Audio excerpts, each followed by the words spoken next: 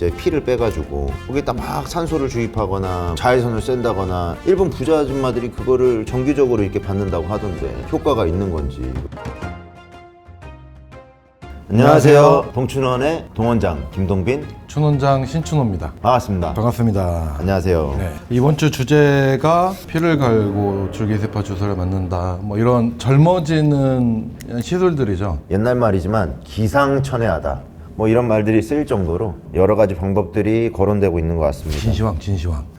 이제 불로초를 찾아서 옛날에 그 진나라에서 우리나라까지도 왔는데 맞아요. 시대가 지나고 지나도 계속 부자들이나 현대의 불로초를 찾아서 그렇게 헤매고 다니는 것 같습니다. 예전에 일론 머스크하고 거의 잘 나가는 그런 미국의 그런 경영진들끼리 모여가지고 무슨 회담 같은 걸 한 게 몇 년 전 영상이었는데 한번 물어봐요. 일론 머스크가 그 사람들한테 니네들 지금 돈 다 없어진 다음에 다시 시작하라 그러면 뭐 할래? 물어봤더니 결국은 바이오 한다고 그러더라고요. 결국에는 사람들의 가장 최종 목적은 그런 바이오 아니냐. 오늘 그런 비슷한 얘기들을 지금 할 텐데 첫 번째 일단은 주제를 한번 볼까요? 노인의 젊은 피 수혈 정말 회춘 효과 있을까? 실험 결과 보니라는 이제 주제고, 그러니까 요새 이제 중국에서 이런 논문들이 되게 많아요. 그러니까 저도 요새 논문 많이 받아보는데 옛날에야 뭐 중국 거네 해서 그냥 넘겼는데 요새는 진짜 확실히 중국 논문들이 좋은 막 논문들이 많아가지고 많이 보는데 이번에도 뭐 중국에 나온 거네요. 뭐 반노화 물질들을 주입해서 뭐 쥐가 뭐 좋아졌다 뭐 이런 얘기인데, 이거 말고도 뭐 다른 거 있잖아요. 그 뭐 미국의 유명한 막 젊어지려고 자기 아들 거 수혈하는 재벌도 하나 있는데 혈장을 수혈 받다가 최근에는 안 받는 걸로 알고 있는데 이후에 중단했다고 기사가 한번 났었네요. 근데 애기한테 17살 자기 앤데 저는 제 아들한테 그렇게 받고 싶지는 않을 것 같은데요. 그죠. 왜냐면은 피를 수혈을 받는다는 거는 그만큼 이제 피를 거둬야 된다는 건데 아들 피를 이제 뺏어 먹는다. 뭔가 뱀파이어 같은 뱀파이어 그런 느낌도 있고. 제가 들은 얘기인데 일본에서 이제 피를 빼가지고 거기다 막 산소를 주입하거나 뭐 아니면은 자외선을 쐰다거나 일본 부자 아줌마들이 그거를 정기적으로 이렇게 받는다고 하던데 그게 과연 효과가 있는 건지. 일본이 아니라 우리나라에서도 요새 많이 하는데 100cc에서 120cc 하는 거야.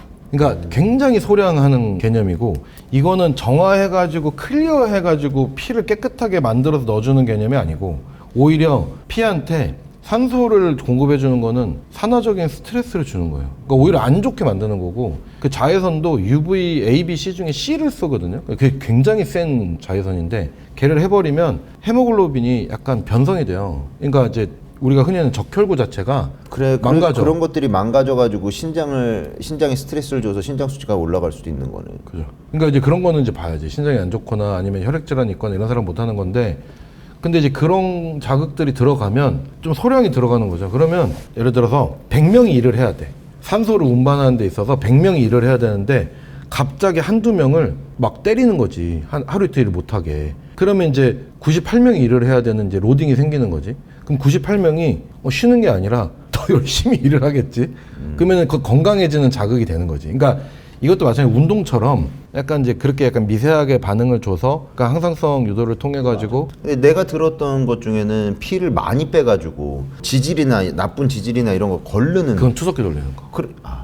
그래서 아까 얘기한 거기다가 알부민을 막 몇 개씩 넣고 뭐 그런다고 하더라고. 네. 그러니까 중도적인 입장으로 따지면 굳이 피 뽑는 것도 동원장이 걱정한 것처럼 너무 많이 뽑아가지고 이렇게 하는 건 아직은 좀 그러지 않나라고 얘기를 하는 거고, 그러니까 뭔가 약간 좀 조금만 빼가지고 항상성으로 하는 거는 그래도 한번 해볼만 하지 않을까라는 생각은 이제 내 생각인 거고. 근데 이게 왜 젊어지냐면 그러니까 자극을 주는 거예요. 그거는 일리가 있다고는 생각을 해. 이 산소 전달 능력이 조금 좋아지는 거죠. 그러면서 이제 허혈성 질환들이 되게 많이 좋아지고 막 뭐 그런 거니까 도움은 되죠. 근데 한두 번 받는다고 막 좋아지고 이건 아니고 자주 해야 돼요. 그러니까 운동하는 것처럼 자주 자주 해야지만 그게 점점점 쌓여가지고 자극이 오는 개념이니까. 그럼 운동하면 되겠네 그럼. 그게 최고지. 다음 주제 한번 볼까요? 골든타임 맞은 줄기세포 현주소. 요새 줄기세포 치료하는데 굉장히 많죠. 뭐 관절이나 이런 쪽에다 직접 놓는 경우도 되게 많고, 피부 주사처럼 해가지고 피부에다 직접적으로 놓는 경우도 있고, 슬로우 에이징이라고 하는 것처럼. 그래서 그렇게 하는 치료로도 요새 좀 많이 쓰기도 하고. 근데 이게 요새 감로혈박이 엄청 많죠. 뭐 나도 하고 있긴 한데, 근데 이거는 진짜 감로혈박이 많은.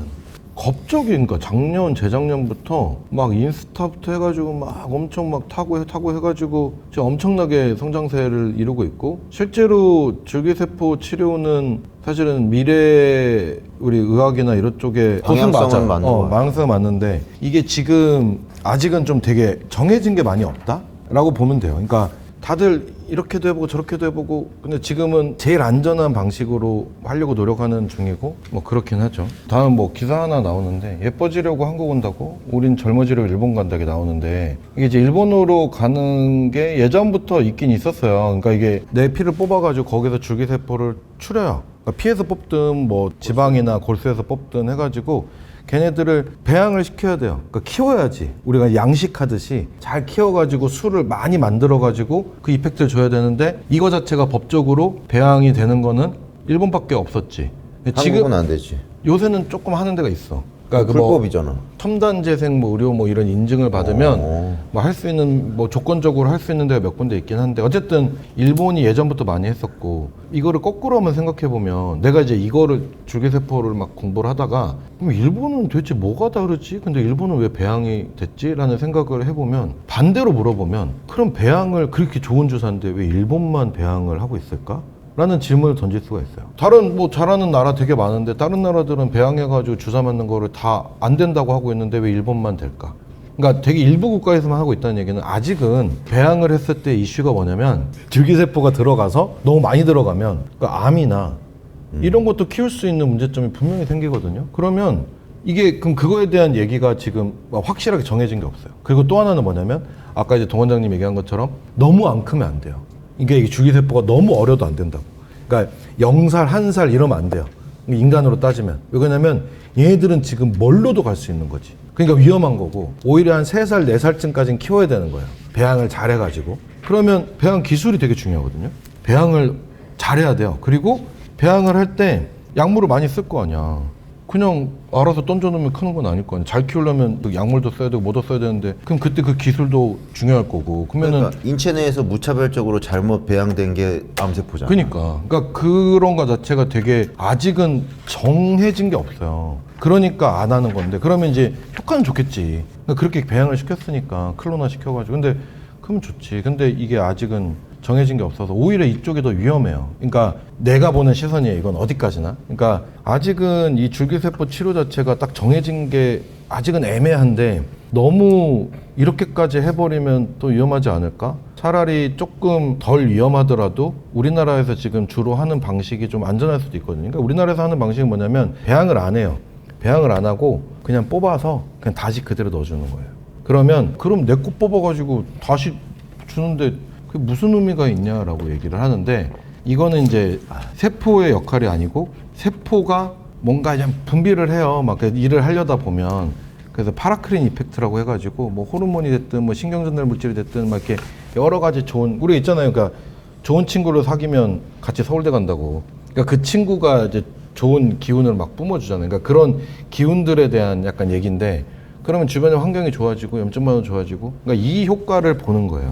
어떻게 보면. 그러니까 물론 줄기세포의 효과는 좀 떨어지겠지. 근데 부작용에 대한 얘기를 따지면 좀 안전한 거니까 아직까지는 이쪽으로 하는 게 맞지. 근데 이제 엄밀하게 딱 정확하게 줄기세포 치료다라고 하면 사실은 완전히 줄기세포 치료라고 보기는 어렵지만, 이게 좀 더 안전한 방법 아닐까 하는, 이게 내 생각이에요. 이게 여태까지 줄기세포에 대한 약간 얘기고, 그래서 이제 뭐 조금 더 강한 거를 받고 싶거나 제대로 된 걸 가려고 하면 이제 일본으로 가죠. 근데 진짜 비싸요. 이게 왜 그러냐면, 배양하는데 내가 알기로는 한 거의 일주일 정도 걸리는데, 패키지가 일주일 동안 호텔 관광도 다 포함되어 있는 걸로 알고 있어요.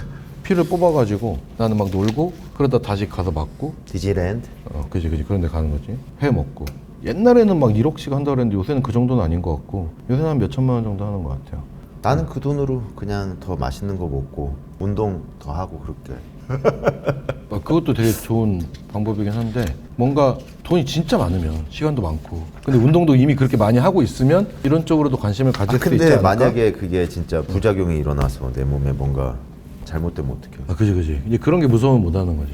가장 배양을 해서 하는 줄기세포의 가장 많은 부작용이 감염 문제예요. 아까도 그냥 얘기했잖아요. 다른 문제가 아니라 배양 기술에 대한 문제. 그러니까 이 줄기세포를 어디까지 키우냐 그것도 되게 중요하지만 그 과정 속에서 되게 오랫동안 나가는 거야. 그러니까 거의 일주일, 2주일 동안 밖에 나가가지고 하는 건데. 그러니까 배양이란 게 영양도 있어야 되고, 그지. 그다음에 뭐 온도도 있어야 되고, 그런 주변 환경들을 완전 무균하게 하는데 배양이 된다? 그거는 굉장히 힘들게 만드는 환경을 생각하거든. 왜냐면은 배양한다는 거는 균이 살기 좋은 환경이 세포들도 배양되기 좋은 환경일 수 있거든. 그렇기 때문에 그런 위험성이 나는 있지 않을까 생각을 합니다. 그리고 아까 얘기했지만 너무 안 큰 세포. 그러니까 미성숙 맞아. 세포라고 얘기하거든요. 그 미성숙 세포가 조금만 있어도 걔가 문제를 만들어요.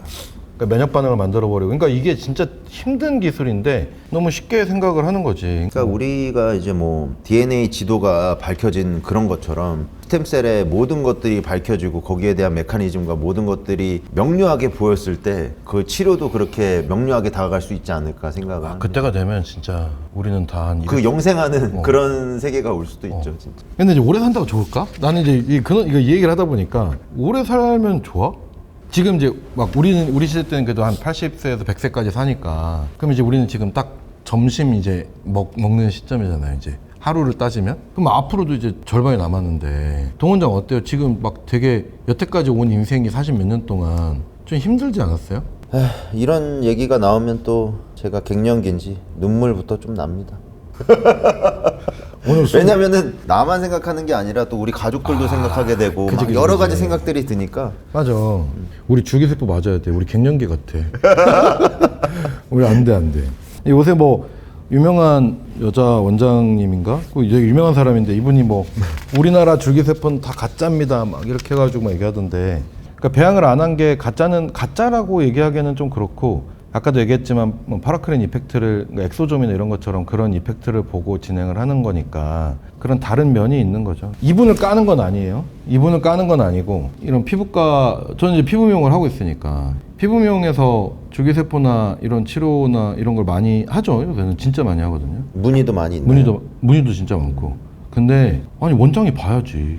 그러니까 나는 제일 중요한 게 아까도 이제 동 원장님하고 얘기를 했지만 어떤 치료든 완벽한 치료는 없어요. 그러니까 원장의 생각은 좀 다를 수 있지. 뭐 어떤 원장은 조금 공격적으로 해도 되지 않을까? 어떤 원장은 더 보수적으로 하지 않을까? 그러니까 여기 여자 원장님처럼 굉장히 보수적으로 진행하는 원장이 있을 수 있고 아니면 저처럼 조금 그래도 한번 시작해볼까 하는 사람이 있을 거고 어떤 사람은 더 공격적으로 하는 사람도 있을 거고 근데 대신에 환자를 만나보고 이 환자의 문제점을 보고 이 원장의 경험상 이런 경우에는 이렇게 하면 좋을 것 같은데 필요한 사람한테 해야 되는데 근데 다른 뭐 대부분의 피부과 미용 가보시면 알겠지만 원장 상담 안 하잖아요. 피부과 뭐 피부 실장이라는 애들이 나와가지고 상담을 하는데 줄기세포 맞으러 왔어요. 그럼 맞으세요. 가격 얼마예요? 이 얘기만 하고 끝나는 거지. 그리고 맞잖아. 그러니까 그거 자체는 줄기세포가 뭐 좋은 시술이든 아니든 그거랑 상관없이 그런 병원 가가지고는 맞으면 안 되는 거지. 부작용에 대해서 한번 물어보시고 맞아. 부작용은 뭐가 있냐, 어떤 가능성이 있냐, 그치. 이런 거 그냥 뭐 좋은 점만 보고 냅다가서 하지 말고 거기에 대한 부작용도 충분히 고려해 보시고 모든 시술이나 뭐 어떤 진료나 이런 것들은 받는 게 좋다. 어떤 시술이든 원장하고 얘기를 해보세요. 그러니까 이것도 또 저번에 약간 연장선인데 줄기세포 나도 하고 있어요. 나도 하고 있지만 진짜 제대로 하고 싶으면 그냥 내과 가가지고 또 내과네 내과 화이팅. 우리는 공부 잘하는 애들 다 내과 갔어. 맞아. 그래서 내과에 대한 신뢰가 우리가 이렇게 큰 거지. 그 민석인가? 민석이었지. 민석이도 민석이 현민이 막 이런 진짜 공부 잘했던 애들이 다 내과 가가지고 둘 다 소화기 내과네 근데. 그러니까 대한민국의 건강을 책임지는 감사합니다. 그러니까 40대 같은 60대 고소득층 꽂힌 기능의학.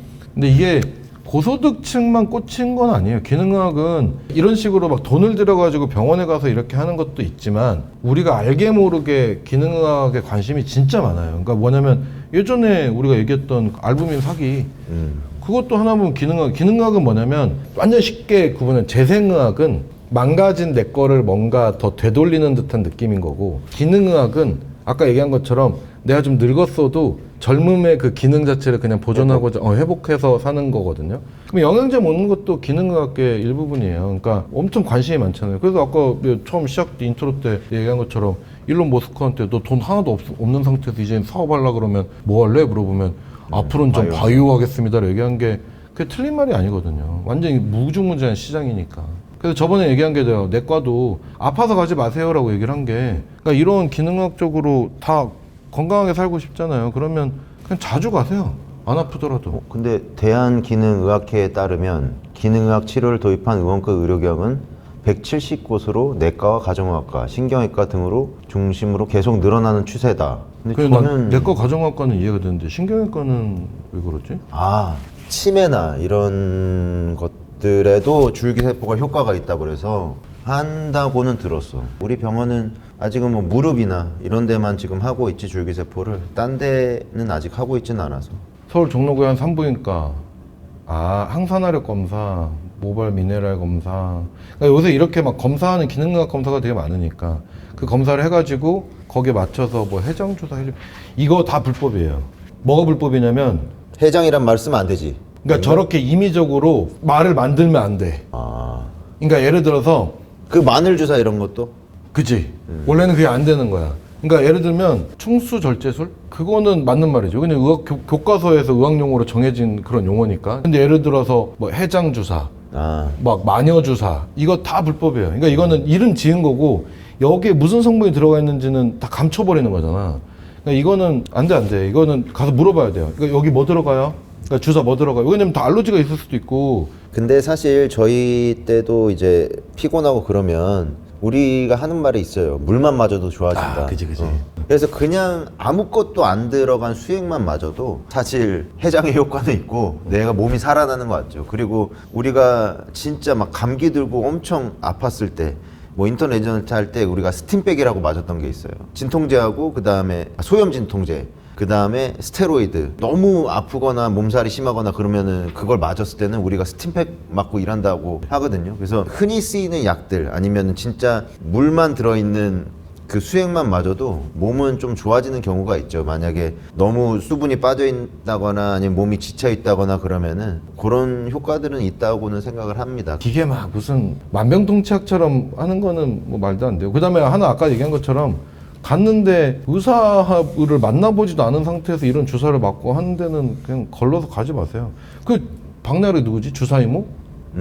그거랑 다를 게 뭐가 있어. 가가지고 의료인도 아닌 사람한테 상담하고 그 다음에 들어가가지고 시술받고 하는 게. 그러니까 또 그런 것도 있는 것 같아요. 누구 셀럽이 했다, 누가 부자가 했다, 뭐 재벌이 했다 그러면은 거기에 막 현혹돼서 나도 할래. 맹목적으로 그렇게 따르는 그런 것들도 좀 위험한 행태가 아닐까 저는 그렇게 생각해요. 오늘 그래서 젊어지는 기상천외한 여러 가지 방법들을 한번 접해보셨는데 우리도 젊어집시다. 운동하고 좋은 거 클린하게 먹고. 오늘 뭐 먹어 우리? 짱게? 맛있는 거 먹으면 젊어지는 거니까. 스트레스 없어지고. 다들 건강하게 오래 사시고 장수하십시오. 장사하십시오. 저희도 그리고 키워주십시오. 유튜버로 살고 싶습니다. 유튜브로 크고 싶습니다. 동춘이었습니다. 안녕.